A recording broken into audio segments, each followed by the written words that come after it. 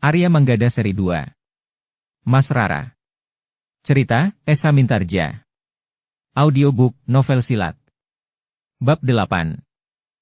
Laksana memang terdesak surut beberapa langkah. Tetapi ia sekedar mengambil ancang-ancang serta untuk mengamati lawannya yang baru. Namun kemudian serangannya pun telah membadai pula. Demikian pula para prajurit yang marah. Pemimpin prajurit itu sekali lagi berteriak, "Jangan biarkan seorang pun lolos." Pemimpin perampok itu masih juga berteriak, "Mas Rara akan mati di tangan kami." "Omong kosong," Laksanalah yang menjawab, "Jangan hiraukan. Aku bertanggung jawab atas keteranganku. Mas Rara selamat." Benturan senjata pun menjadi semakin garang. Para prajurit memang telah menebar, seakan-akan mengepung arena pertempuran itu. Perlahan-lahan jumlah para prajurit menjadi semakin lebih banyak dari para perampok yang satu-satu kehilangan kesempatan untuk melawan. Sementara itu, Manggada dan Wirantana masih bertempur melawan Kirsa yang jantungnya bagaikan terbakar oleh kemarahannya. Ternyata rencananya tidak berjalan selancar yang diinginkannya. Tetapi memang tidak ada jalan kembali bagi Kirsa. Dengan demikian maka ia harus bertempur dengan mengerahkan segenap kemampuan yang ada padanya. Namun kedua orang anak muda itu benar-benar telah mendesak Kirsa sehingga beberapa langkah ia terdorong surut. Senjata kedua anak muda itu bagaikan mengelilingi tubuhnya dan sekali-sekali menyentuh bajunya. Anak-anak muda itu mampu bergerak dengan kecepatan yang sangat tinggi, sehingga Kirsa itu menjadi semakin kesulitan menghindari serangan-serangan senjata mereka. "Paman," geram Wirantana kemudian, "menyerahlah. Kita akan berbicara." "Iblis kau," teriak Kirsa sambil menyerang dengan garang. Tetapi Wirantana sempat meloncat surut. Sementara Manggada justru menjulurkan senjatanya menggapai ke arah punggung. Kirsa menggeliat. Namun Manggada yang telah berhasil mengangkat landasan kemampuannya itu benar-benar merupakan kekuatan yang sulit untuk dilawan. Kirsa memang berhasil menggeliat menghindari ujung pedang Manggada. Tetapi ujung pedang itu pun telah berputar pula langsung menebas ke samping. Kirsa harus meloncat surut menghindari kejaran ujung pedang Manggada. Namun tiba-tiba saja Kirsa berteriak sambil mengumpat kasar. Dengan serta-merta Kirsa melenting tinggi berputar di udara dan berdiri tegak beberapa langkah dari Manggada dan Wirantana. Tetapi lengan Kirsa telah tergores ujung senjata Wirantana meskipun tidak begitu dalam. Ternyata ketika ujung pedang Wirantana hampir mengoyak lengan pamannya, dengan kekuatan naluriah, Wirantana justru menahan ayunan pedangnya sehingga yang terjadi hanyalah satu goresan yang tidak dalam di lengan pamannya. Meskipun demikian, darah mulai menitik dari tubuh Kirsa yang dijuluki pembunuh harimau itu. "Paman," desis Wirantana sambil berdiri termangu-mangu. "Kau sudah melukai lenganku anak iblis," geram Kirsa. "Kita dapat berbicara dengan baik," sahut Manggada. Tetapi Kirsa tidak menghiraukannya. Tiba-tiba saja ia sudah meloncat menyerang lagi dengan garangnya. Pertempuran telah berlangsung lagi semakin sengit. Kirsa benar-benar telah sampai ke puncak kemampuannya. Namun setiap kali ia membentur kekuatan dan kemampuan Manggada yang harus diakuinya sebagai satu kenyataan berada di atas kekuatan dan kemampuannya. Sementara itu Wirantana yang baru saja meninggalkan perguruannya telah memiliki bekal yang tinggi pula. Dalam keadaan yang kalut, maka Kirsa seakan-akan menjadi tidak menghiraukan lagi apa yang akan terjadi atas dirinya. Dengan sisa tenaga dan puncak kemampuannya ia telah mengamuk sejadi-jadinya. Mas Rara yang menyaksikan pertempuran itu dengan jantung yang berdentangan. Memang sudah agak lama ia merasakan keanehan sikap pamannya kepadanya. Tetapi ia tidak mengerti arti dari keanehan sikap itu. Bahkan sampai saatnya ia menyaksikan pertempuran yang membuatnya hampir kehilangan akal itu, ia tidak tahu pasti apa yang sebenarnya dikehendaki oleh pamannya itu. Tetapi bagi Wirantana dan Manggada, sikap Kirsa tentu sikap yang tidak sewajarnya. Bahkan tentu berniat buruk, apalagi dengan bekerja sama dengan para perampok yang telah mencegat perjalanan Mas Rara ke rumah bakal suaminya, Raden Panji Prangpranata. Namun bagaimanapun juga, Mas Rara benar-benar telah terguncang hatinya menyaksikan pertempuran antara pamannya dan kakaknya itu. Pamannya yang dihormatinya sebagaimana orang tuanya sendiri. Apalagi ketika ia melihat bahwa darah telah membasahi pakaian pamannya itu. Namun ternyata bahwa Kirsa sama sekali sudah tidak terkendali lagi. Ketika dengan garangnya ia meloncat menyerang Manggada, maka Manggada sempat bergeser ke samping. Tetapi Kirsa tidak melepaskannya, ia justru telah berputar dan menyerang sekali lagi. Tetapi seperti Wirantana, ternyata Manggada masih merasa ragu. Ketika terasa ujung pedangnya menyentuh lambung Kirsa, maka Manggada justru telah menarik pedangnya. Meskipun demikian, ujung pedangnya memang telah melukai lambung Kirsa. Kulitnya telah tergores pula dan darah pun telah mengalir dari luka itu. Ketika Kirsa bergeser mundur, Manggada sempat pula berkata, "Kirsa, bangunlah dari mimpi burukmu. Masih ada kesempatan untuk berbicara." Tetapi Manggada terkejut. Justru saat ia berbicara, Kirsa meloncat menyerangnya. Manggada masih sempat mengelak. Namun Kirsa telah memburunya seperti orang yang benar-benar telah kehilangan akal. Beberapa langkah Manggada masih juga bergeser surut sambil berusaha menangkis setiap serangan. Sementara itu Wirantana lah yang telah menyerang Kirsa yang sedang membabi buta itu. Kirsa seakan-akan tidak menghiraukan serangan itu. Ujung pedang Wirantana memang telah menempel ke pundak Kirsa, tetapi Kirsa sama sekali tidak menghiraukannya. Baru ketika Manggada meloncat mengambil jarak, Kirsa telah berpaling dan memburu Wirantana. Satu serangan yang keras telah memaksa Wirantana juga berloncatan surut. Namun ketika Wirantana benar-benar terdesak, bukan karena kemampuan Kirsa, tetapi pengaruh hubungan keluarga yang masih sulit disingkirkan oleh Wirantana. Maka Manggada tidak menunggu lebih lama lagi. Ia pun telah menyerang Kirsa dengan uluran pedangnya. Kirsa yang berusaha mengelak, justru masuk ke garis ayunan pedang Wirantana. Karena itu, maka sebuah goresan telah menyilang di punggung pamannya itu. Kirsa menggeram. Ia tidak dapat lagi menahan perasaan pedih dari luka-luka di tubuhnya. Luka di lengannya, di lambungnya dan kemudian di punggungnya, terasa bagaikan disengat api. Apalagi ketika keringatnya mengalir membasahi luka-lukanya. Wirantana masih juga sekali lagi berusaha menyadarkan pamannya itu. Katanya betapapun terdengar nada keraguan, "Paman. Apakah paman benar-benar tidak mau melihat kenyataan ini?"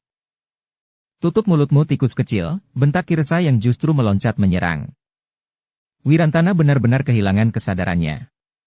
Sambil mengelak, ia pun telah berputar sambil mengayunkan pedangnya. Kirsa tidak berusaha untuk menghindar. Tetapi ia berusaha menangkis serangan itu dengan sekuat tenaganya. Namun Kirsa memang sudah mulai letih. Tangannya terasa menjadi pedih. Sementara itu, Manggada telah mengacukan senjatanya pula. Satu lagi goresan telah melukai pundaknya. Namun Kirsa benar-benar telah menjadi gila. Darah telah membasahi seluruh tubuhnya. Namun ia sama sekali tidak berniat untuk menghentikan perlawanannya. Mas Rara pun telah berpaling. Bagaimanapun juga, ia tidak sampai hati melihat seluruh pakaian pamannya basah oleh darahnya. Beberapa saat kemudian, Mas Rara justru mendengar kakaknya memanggil-manggil. "Paman! Paman!" Di luar sadarnya, Mas Rara berpaling kembali ke arah pamannya. Namun ia terkejut. Dilihatnya pamannya terbaring diam, sementara Wirantana dan Manggada berjongkok di sebelahnya. "Paman! Paman!" Wirantana mengguncang tubuh pamannya. Kirsa membuka matanya. Tetapi darah sudah terlalu banyak mengalir dari lukanya. Dalam keadaan yang gawat itu Kirsa berdesis, "Di mana Mas Rara?" "Ada di sini paman," desis Wirantana. Mas Rara memang sudah berdiri di belakang kakaknya. Ia masih agak ketakutan menghadapi sikap pamannya yang tidak dimengertinya. "Wirantana," berkata Kirsa dengan suara yang dalam, "sudah lama aku menginginkannya. Diam-diam aku mencintainya. Tetapi tidak mungkin paman. Mas Rara adalah kemanakan paman sendiri." "Bukankah paman adik ayah?" bertanya Wirantana. Kirsa tidak menjawab. Nafasnya semakin memburu. "Sudahlah," berkata Wirantana, "kita bawa paman ke padukuhan terdekat. Mungkin ada seorang tabib yang dapat mengobatinya." Kirsa menjadi semakin lemah. Di sela-sela bibirnya terdengar desis perlahan, "Ayahmu, ayahmu." "Aku mohon maaf," suara Kirsa bagaikan tersumbat di kerongkongan. "Kita angkat paman ke dalam pedati," berkata Wirantana. Tetapi ternyata semuanya tidak berarti lagi. Darah yang mengalir terlalu banyak itu telah membuatnya terlalu lemah dan tidak mampu lagi bertahan untuk tetap hidup. Karena itu, ketika Wirantana akan mengangkatnya bersama Manggada, maka Wirantana pun menarik nafas sambil berdesis, "Kita terlambat Manggada." Tubuh itu tidak jadi diangkat. Wirantana pun kemudian berdiri dengan kepala tunduk. Kita telah membunuhnya, desis anak muda itu. Aku mohon maaf Wirantana, desis Manggada. Kau tidak bersalah Manggada. Paman memang bersalah, jawab Wirantana. Namun mereka pun berpaling ketika mereka mendengar isak tangis Mas Rara. Wirantana mendekati adiknya sambil berdesis, "Sudahlah Mas Rara. Kita tidak berniat melakukannya. Beberapa kali aku sudah memberikan peringatan. Tetapi Paman benar-benar sudah kehilangan penalarannya. Mungkin Paman merasa bahwa kematian adalah jalan yang paling baik untuk menghindari pertanggungjawaban dari langkah yang telah diambilnya. Ia tidak sekedar main-main. Ia telah mengerahkan sekelompok orang untuk mencegat iring-iringan ini. Tentu ada korban di antara para prajurit." Mas Rara menutup wajahnya. Sementara Wirantana pun kemudian membimbingnya kembali ke pedatinya. "Naiklah. Kita akan kembali ke tempat kita berhenti," berkata Wirantana. "Bagaimana dengan Paman?" bertanya Mas Rara. "Aku akan membawanya, Paman akan aku tumpangkan di atas punggung kuda," jawab Wirantana. Sejenak kemudian, maka Manggada telah mengendalikan kereta kuda itu. Diikatnya kudanya di belakang kereta. Sementara itu Wirantana duduk di atas punggung kudanya sambil membawa tubuh pamannya. Sementara itu pertempuran di bukit pun telah menjadi semakin reda. Perlawanan para perampok sudah tidak banyak berarti lagi. Mereka memang tidak sempat melarikan diri, karena para prajurit telah berusaha mengepungnya. Sehingga beberapa saat kemudian maka pertempuran pun telah berakhir. Pemimpin prajurit yang mengawal Mas Rara segera mengatur orang-orangnya. Kemarahan masih memancar di wajahnya. Apalagi ternyata segores luka telah menyilang di punggungnya. Untunglah bahwa luka itu tidak dalam. Sehingga obat yang dibawanya dapat membuatnya untuk sementara memampatkan luka-lukanya. Pemimpin perampok itu pun kemudian harus melihat kenyataan. Di bawah bukit kecil itu, semuanya telah berkumpul. Para perampok yang bekerja bagi kepentingan Ki Resa itu akan menjadi tawanan dan dibawa menghadap Raden Panji Prangpranata. Namun orang yang bertanggung jawab atas peristiwa itu telah terbunuh, Ki Resa. Ternyata beberapa orang prajurit memang telah terluka. 2 orang diantaranya parah. Sementara itu, 3 orang perampok telah terbunuh. Sedangkan beberapa orang yang lain telah terluka pula. "Perjalanan masih cukup jauh," berkata pemimpin prajurit itu, "mereka membuat kepalaku menjadi bagaikan pecah. Sebenarnya aku ingin membunuh mereka semua, sehingga tidak akan menjadi beban di perjalanan." Tetapi pemimpin prajurit itu tidak dapat melakukannya. Ia tidak dapat membunuh orang-orang yang sudah tidak berdaya betapapun darahnya bagaikan mendidih. Ternyata perjalanan Mas Rara benar-benar terlambat. Bukan saja karena pertempuran itu, tetapi mereka harus menunggu para perampok itu menguburkan kawan-kawannya. Sementara itu Wirantana dan Manggada pun tengah berbicara dengan Laksana dan Mas Rara. Apa yang harus mereka lakukan dengan Ki Resa? "Apakah kita akan menguburkannya bersama-sama dengan para penjahat?" desis Mas Rara. "Kita bawa Paman pulang. Kita serahkan kepada ayah dan ibu. Tetapi perjalanan kita sudah cukup jauh. Apakah kita harus kembali?" bertanya Manggada. "Tetapi Paman tidak dapat dikubur bersama para penjahat itu." Mas Rara mulai menangis lagi. "Tetapi apakah kita dapat kembali?" bertanya Wirantana. Ketika mereka berpaling kepada pemimpin prajurit yang sedang sibuk sambil membentak-bentak marah, maka mereka menjadi ragu untuk menyampaikan kepadanya bahwa mereka ingin membawa Ki Resa kembali. Tetapi Manggada kemudian mengusulkan, "Aku dan Laksana akan membawanya pulang. Kalian akan meneruskan perjalanan menghadap Raden Panji Prangpranata." Wirantana termangu-mangu sejenak. Tetapi kemudian ia berkata, "Aku merasa ragu. Apakah ayah dan ibu akan dapat mengerti? Atau bahkan mungkin akan dapat timbul salah paham." Manggada dan Laksana mengangguk-angguk. Sementara Wirantana berkata, "Aku akan membawa Paman kembali." "Jangan," potong Mas Rara, "aku takut berjalan sendiri." "Manggada dan Laksana akan menemanimu," berkata Wirantana. "Aku tidak mau," jawab Mas Rara. Wirantana memang menjadi bingung. Sementara itu pemimpin prajurit itu pun telah berteriak, "Heh, kenapa kau belum berbuat apa-apa?" "Apa yang kau maksud?" bertanya Wirantana. "Korban yang lain telah dikuburkan," bentak pemimpin prajurit itu. Lalu katanya, "Kau jangan membuat perjalanan ini semakin lambat." "Kami sedang membicarakan tentang penguburan Paman," jawab Wirantana berteriak pula. "Cepat lakukan. Apalagi yang harus dipikirkan, pemimpin prajurit itu menjadi semakin keras. Tetapi Wirantana pun menjadi marah. Katanya, ini adalah pamanku. Kau kira ia akan dapat disejajarkan dengan para perampok itu? Justru pamanmu otak dari peristiwa ini, pemimpin prajurit itu pun menjadi semakin marah. Wirantana menggeretakkan giginya. Katanya, pamanku yang mengupah mereka. Pamanku tidak sama dengan mereka. Tetapi akibat dari tingkah pamanmu maka tugasku telah terhambat. Orang-orangku terluka dan bahkan aku pun telah terluka, berkata pemimpin prajurit itu.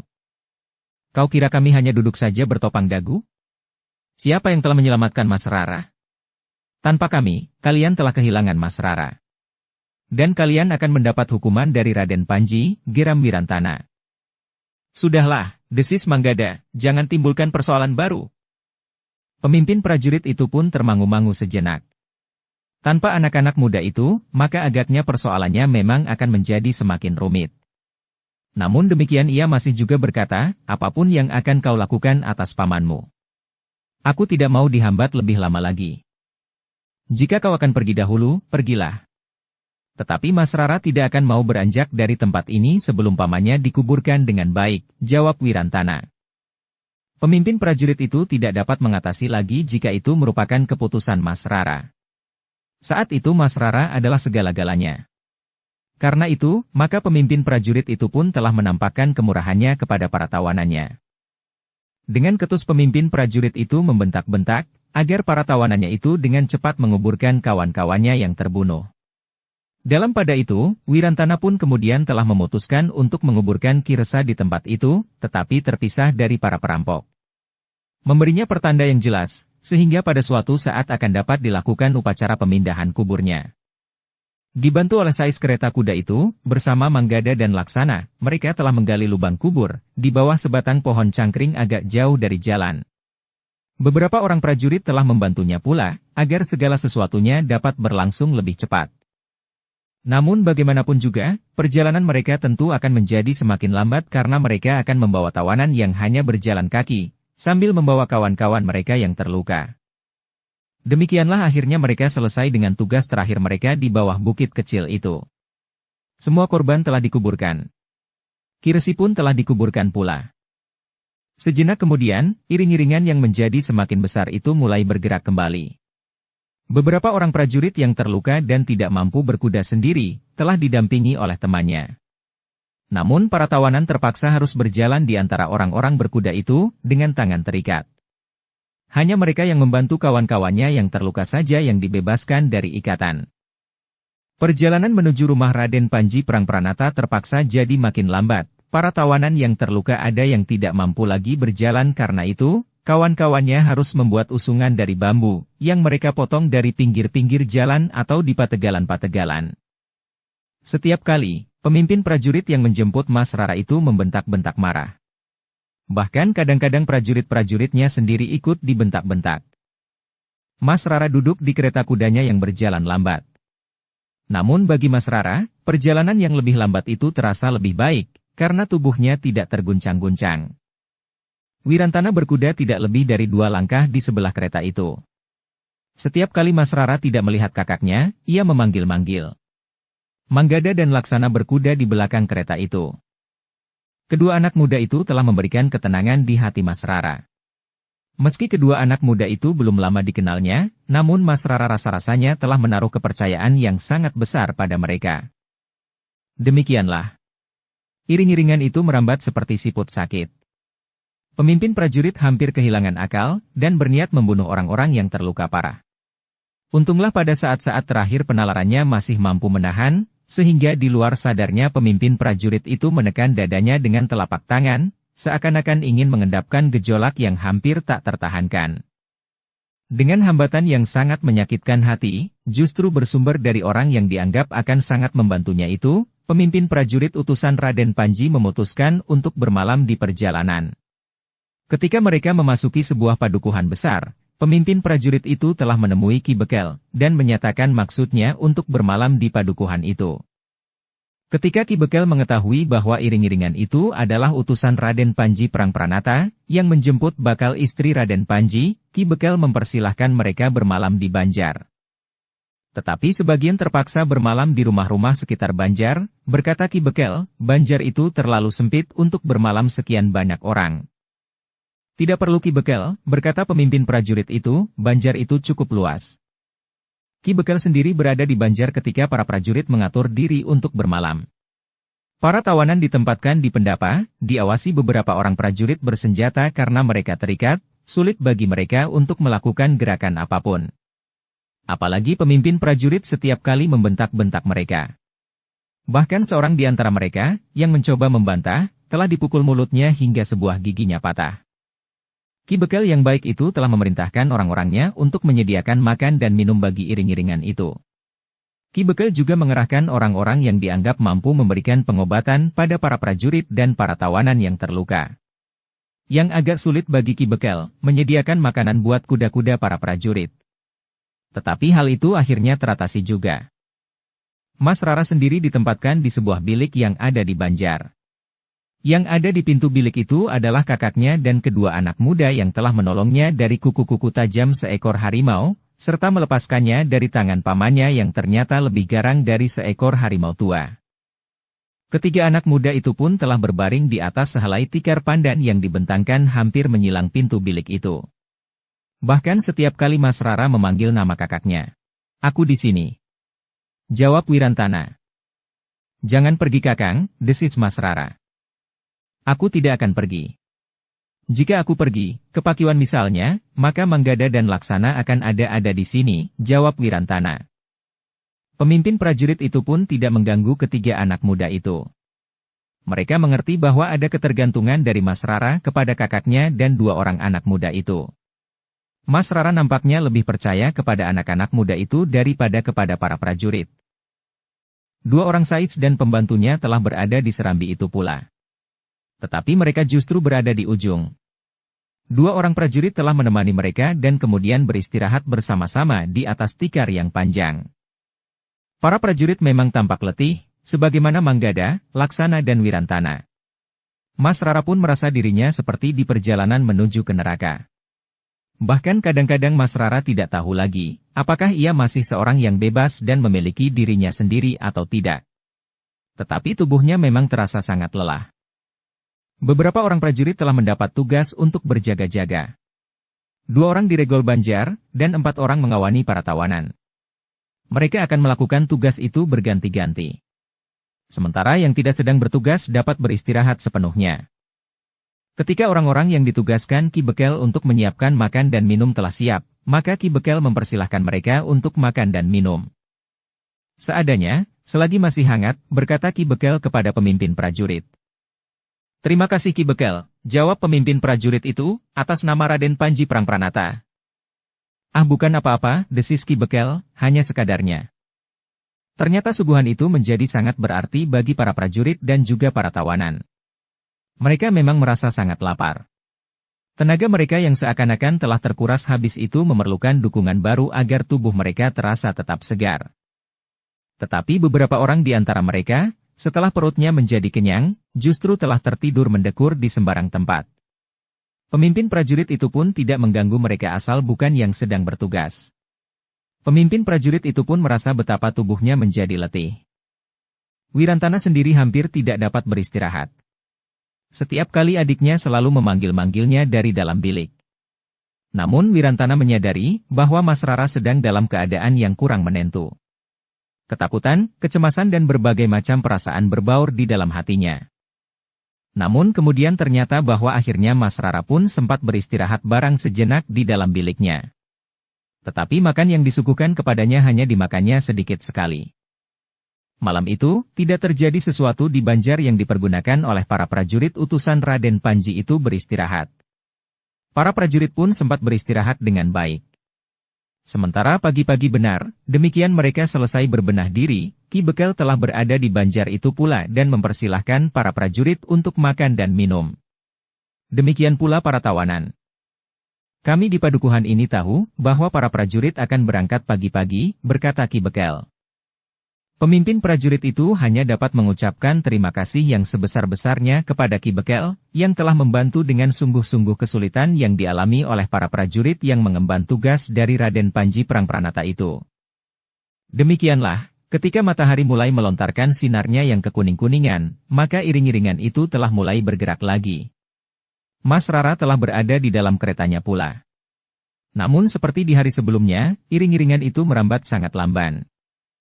Tetapi pemimpin prajurit itu tidak dapat mengatasinya. Ia tidak mampu berbuat lebih jauh dari yang dapat dilakukannya itu. Ia tidak dapat melepaskan orang-orang yang telah berusaha merampok iring-iringan itu, tetapi ia juga tidak dapat memerintahkan untuk membunuh mereka semuanya.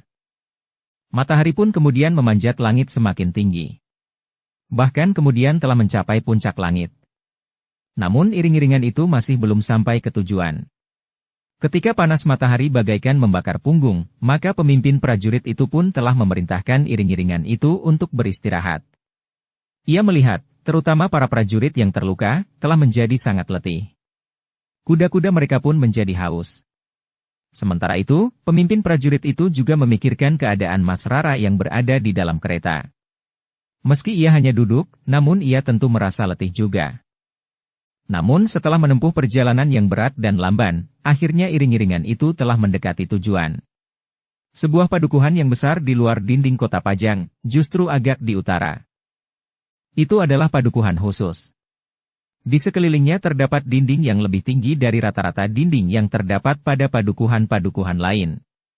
Di samping beberapa pintu gerbang yang lebih kecil, terdapat sebuah pintu gerbang induk yang besar, dengan pintu yang kokoh. Padukuhan itu adalah padukuhan Banyu Anyar. Itu juga memikirkan keadaan Mas Rara yang berada di dalam kereta. Meski ia hanya duduk, namun ia tentu merasa letih juga. Sebelum iring-iringan itu memasuki pintu gerbang padukuhan, pemimpin prajurit memberitahukan pada Wirantana bahwa yang ada di hadapan mereka adalah padukuhan yang akan mereka masuki. Di padukuhan itu Raden Panji Prangpranata tinggal, berkata pimpinan prajurit itu. Wirantana mengangguk-angguk. Ia merasa sedikit lega, bahwa perjalanan yang panjang, melelahkan dan lamban itu, akan segera berakhir. Menurut pendapat Wirantana, sebelum mereka sampai tujuan, bahaya masih mengancam adik perempuannya. Makin dekat mereka dengan pintu gerbang padukuhan Banyu Anyar, ketegangan menjadi semakin menurun. Tetapi jantung serasa berdebar pula oleh sebab yang lain. Wirantana tidak lagi mencemaskan adik perempuannya, tetapi ia mulai membayangkan seseorang yang bernama Raden Panji Prangpranata. Ketika ia berada di sebelah Manggada, di sisi kereta Mas Rara, tiba-tiba saja ia berdesis, rasa-rasanya aku ingin segera bertemu dengan Raden Panji. Apakah kau pernah bertemu sebelumnya? Bertanya Manggada. Wirantana menggeleng. Katanya, aku belum pernah bertemu dengan Raden Panji. Manggada mengangguk-angguk. Sementara Laksana bertanya pula, di mana Raden Panji pernah bertemu dengan adikmu? Aku tidak begitu jelas. Tetapi menurut keterangan ayah dan ibu, Raden Panji ketika sedang dalam perjalanan keliling untuk melihat-lihat daerah yang menjadi tanggung jawabnya di luar kota Pajang, telah singgah di Banjar Padukuhan Mutar. Pada saat itu, persiapan dilakukan dengan sangat hati-hati. Beberapa orang gadis ditunjuk untuk menghidangkan hidangan bagi Raden Panji Prangpranata. Termasuk Mas Rara, jawab Wirantana. Kau berada di mana pada waktu itu? Bertanya Manggada. Aku masih berada di sebuah perguruan, jawab Wirantana. Manggada mengangguk-angguk. Tetapi ia tidak bertanya lagi. Ujung iring-iringan itu sudah berada di mulut pintu gerbang. Seorang prajurit menyongsong keluar pintu gerbang. Ketika ia berbicara dengan pemimpin prajurit yang datang itu, tampak terjadi ketegangan. Kau di sini, berkata Wirantana kepada Manggada dan Laksana. Sebelum Manggada dan Laksana menyahut, Wirantana telah mendekati pemimpin prajurit itu. Baru kemudian ia tahu, bahwa ternyata Raden Panji Prangpranata sangat cemas karena kedatangan Mas Rara terlambat. Raden Panji telah menyiapkan sekelompok prajurit untuk menyusul kalian, berkata prajurit itu. Hal ini adalah di luar kemampuan kami untuk mengatasi, jawab pemimpin prajurit yang membawa Mas Rara itu. Sebagaimana kau lihat, aku membawa kawan-kawan kita yang terluka. Tetapi juga tawanan. Orang-orang yang telah mencegat perjalanan kami. Prajurit yang menyongsong itu mengangguk-angguk. Lalu katanya, baiklah. Mari, Mas Rara akan ditempatkan di rumah Raden Panji yang sebelah timur, sebelum Raden Panji sendiri akan menerimanya. Pemimpin prajurit itu mengangguk sambil menjawab, baik. Tapi bagaimana dengan tawanan yang kami bawa? Prajurit yang menerima kedatangan iring-iringan itu termangu-mangu sejenak. Katanya kemudian, kami akan membawa mereka. Ia kemudian memerintahkan beberapa prajurit yang ada di Regol untuk mengambil alih para tawanan. Meski demikian, karena hal itu di luar perhitungan, ia masih minta pertimbangan beberapa orang prajurit lain, sehingga akhirnya ia berkata, biarlah mereka membawa para tawanan itu. Pemimpin prajurit yang baru datang menyerahkan para tawanan pada pemimpin kelompok yang akan membawa para tawanan itu ke barak. Beberapa saat kemudian, para tawanan diterima oleh sekelompok prajurit yang kemudian membawanya pergi. Yang tinggal kemudian adalah para prajurit yang akan membawa Mas Rara ke tempat yang telah disediakan. Ketika iring-iringan itu kemudian memasuki Regol Padukuhan, Wirantana, Manggada dan Laksana segera mengetahui bahwa padukuhan itu sudah dibenahi, dan dalam keadaan siap menerima calon istri Raden Panji Prangpranata. Wirantana mengangguk-angguk. Bagaimanapun juga, ia merasa berbangga bahwa adiknya mendapat kehormatan besar. Selain karena ia akan jadi istri seorang yang berpengaruh dan berkuasa, ternyata ia juga dianggap seorang yang harus dihormati. Beberapa saat kemudian, mereka telah menyusuri jalan induk Padukuhan Banyu Anyar. Penduduk yang tahu kedatangan Mas Rara, telah keluar dari regol-regol halaman rumah mereka untuk melihat wajah gadis yang akan jadi istri pemimpin mereka.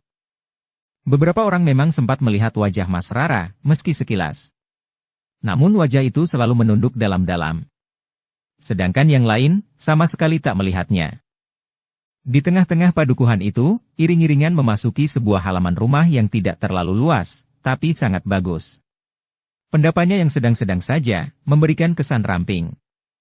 Demikian pula gandok kiri dan kanan, juga bukan gandok besar dan panjang. Tapi cukup memberikan kelengkapan bentuk sebuah rumah yang utuh. Ketika kereta kuda Mas Rara berhenti di halaman, pemimpin prajurit kemudian mempersilahkan Wirantana membantu Mas Rara turun dari keretanya, dan membawanya ke pendapa. Beberapa orang perempuan telah siap menyambutnya. Demikian Mas Rara mendekati pendapa, perempuan-perempuan itu bergegas menyongsong dan membimbingnya. Mas Rara jadi bingung. Tapi ia tidak dapat berbuat lain kecuali mengikuti saja kemana perempuan-perempuan itu membawanya. Sejenak kemudian, Mas Rara telah duduk di pendapa. Seorang laki-laki setengah baya kemudian berbicara pada pemimpin prajurit yang membawa Mas Rara itu. Biarlah kakaknya ikut naik ke pendapa, berkata orang setengah baya itu. Kedua anak muda itu adalah sahabatnya. Keduanya adalah yang telah menolong Mas Rara dari keganasan seekor harimau. Bukankah Raden Panji memerintahkan agar keduanya kami bawa serta, berkata pemimpin prajurit itu. Ya. Tapi biarlah keduanya berada di gandok saja, berkata orang setengah baya itu.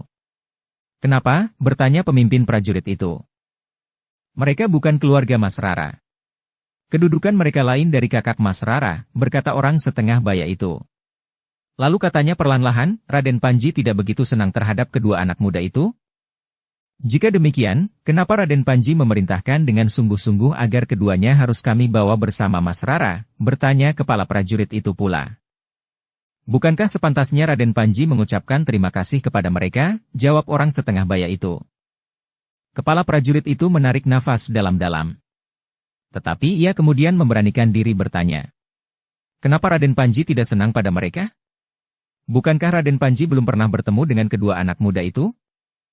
Orang setengah baya itu menarik nafas dalam-dalam. Namun katanya, aku tidak tahu. Pemimpin prajurit itu tidak bertanya lagi.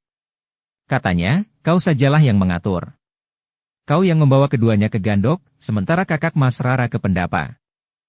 Orang setengah baya itu menarik nafas panjang. Tetapi sambil mengangguk kecil, ia berkata, baiklah. Aku akan mempersilahkannya. Pemimpin prajurit itu kemudian memerintahkan bawahannya menarik diri dari halaman rumah itu, dan kembali ke barak masing-masing. Mereka yang terluka, memerlukan perawatan yang sebaik-baiknya. Namun ternyata seorang di antara yang terluka tidak dapat diselamatkan jiwanya, meski ia sudah mendapat perawatan sementara. Tetapi pemimpin prajurit memerintahkan pada para prajurit untuk sementara jangan sampai terdengar keluarga Mas Rara. Mereka tentu akan merasa sedih mendengar bahwa di antara mereka yang menjemputnya, ada korban. Apalagi ia sadar bahwa penyebab bencana itu adalah pamannya sendiri. Orang setengah baya itu kemudian mempersilahkan Wirantana untuk naik ke pendapa. Tetapi Manggada dan Laksana dipersilahkan naik ke Serambi Gandok. Wirantana mulai merasakan sesuatu yang kurang pada tempatnya. Karena itu ia berkata, biarlah kedua orang sahabatku itu duduk bersamaku di pendapa. Tetapi orang setengah baya itu menggeleng. Katanya, maaf Kisanak. Raden Panji memerintahkan bahwa hanya keluarga Mas Rara saja yang dipersilahkan naik ke pendapa.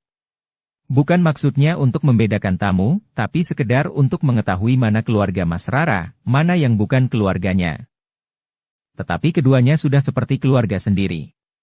Tanpa keduanya, Mas Rara tidak akan pernah duduk di pendapa rumah ini, berkata Wirantana. Lalu katanya pula, 2 kali keduanya menyelamatkan Mas Rara. Karena itu, mereka berhak disebut keluarga kami. Maaf Kisanak. Aku hanya menerima perintah dari Raden Panji, jawab orang itu. Jika demikian, biarlah aku di sini saja, berkata Wirantana. Kisanak dimohon untuk naik, berkata orang itu. Tetapi Wirantana tetap tidak mau. Bahkan Manggada dan Laksana telah minta kepadanya untuk naik. Biarlah kami menunggu di Serambi, berkata Manggada. Tidak, jawab Wirantana. Sementara itu, seorang perempuan yang berada di pendapa telah mendatangi orang yang mempersilahkan Wirantana itu sambil berkata. Mas Rara memanggil kakaknya. Orang setengah baya itu berkata, nah, bukankah Kisanak dipersilahkan naik? Hanya dengan kedua orang kawanku ini aku akan naik, jawab Wirantana. Tetapi Mas Rara memanggil, desis orang itu, tetapi Wirantana tidak beranjak dari tempatnya. Bahkan katanya, biar Mas Rara datang kemari. Orang yang sudah separuh baya itu mengerutkan keningnya. Tetapi akhirnya ia tidak dapat berbuat lain. Katanya, baiklah. Tetapi aku sudah melakukan sesuai dengan perintah Raden Panji. Padahal di sini perintah Raden Panji harus dilakukan dengan baik. Jika Raden Panji menjadi marah, maka aku tidak bertanggung jawab. Begitu mudah Raden Panji marah, bertanya Wirantana. Setiap perintahnya yang tidak dilakukan dengan baik, dapat membuatnya marah. Itu wajar sekali. Bukan hanya Raden Panji. Setiap orang yang dikecewakan orang lain, akan marah. Hanya ungkapan kemarahannya yang berbeda-beda. Karena Raden Panji memiliki segala-galanya di sini, ia dapat menjadi marah dan melakukan apa saja yang dikehendaki atas orang-orang yang tidak melakukan perintahnya, berkata orang itu. Menarik sekali, berkata Wirantana. Bersambung ke bab 9. Dukung kami dengan subscribe, follow, like, komen dan share. Terima kasih.